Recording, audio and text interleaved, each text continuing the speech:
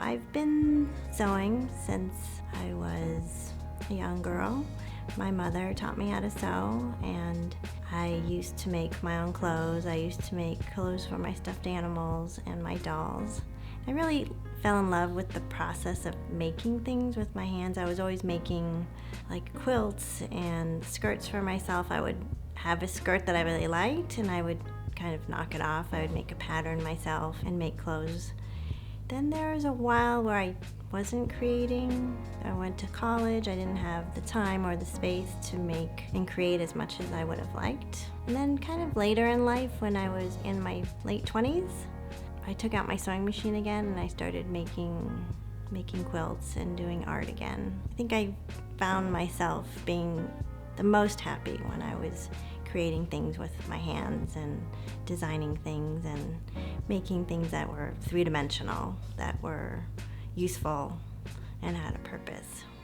I really love the process of making things, like going through the steps and learning new things about the process, and I love trying to figure those steps out and see kind of where it leads to.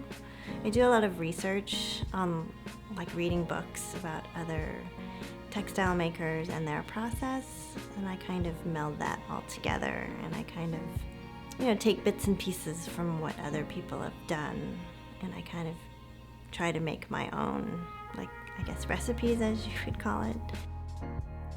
I've been making the baskets for the past year, where I've did a lot of research, and this past summer I did a lot of foraging in the hills of Los Angeles, picking wild fennel, eucalyptus, and just experimenting with different types of plants and seeing what colors I come up with.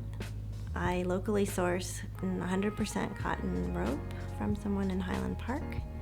And the other materials I get, it's botanical plants and bark, leaves, stems that I find around Los Angeles County. And I ethically forage all these materials. And that means really I'm not, digging up plants by their roots. I'm picking leaves that have fallen on the ground or bark that's fallen on the ground. And I use those materials to dye the rope, and then I sew them on my sewing machine. Every basket that I make actually stands out from one another, just because when you make the basket, it's almost like pottery. So every time you do it, the shapes can be a little bit different. And I just love the process of making things by hand. And really not everything that I make, everybody's gonna wanna buy. But I like being creative, and I find that when I'm not creative, I always want to be making something, because that's when I find that I'm most happy. People can purchase my baskets by going on my website. I have an online store. I also have a store on Etsy, but I also go to my local farmers market, and I have stands there, or at local craft shows in the Los Angeles area, and they can find me there, and they can find out where I'm going to be on Instagram or on my website.